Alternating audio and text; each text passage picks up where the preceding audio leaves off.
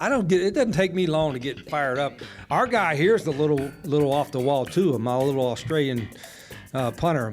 Every man in America thinks they can do two things: coach football and work a grill. One thing we're not renovating: the visitors' locker room. It's going to be a mess. I'm just telling you right now. One toilet works, and we'll stop that thing up. And I don't even know if we have a movie theater. I don't go to the movies anyway. But why? I mean, I got a big TV at home, so I have to go to the movies. I like going grocery shopping. You know, like who likes going grocery shopping? I do for some reason, because you can buy like 30 things and it doesn't cost you an arm and a leg. You know, I want their fans, opposing fans, to be miserable, and then their team. I'm anxious to play some pickleball. Well, we got better biscuits, I hope. Hell, whatever the. Maybe, Greg, all the visitors, bathrooms and stuff, maybe we'll shut them all down. I was watching Patton the other day on TV.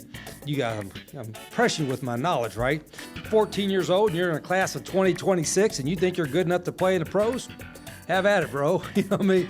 I saw him one time jump off into a river like 15 feet high. That'd make me a little bit nervous. I get involved in a little bit of everything, you know, good or bad. I still say one double A. I mean, well, hell, what's with all the alphabet, right?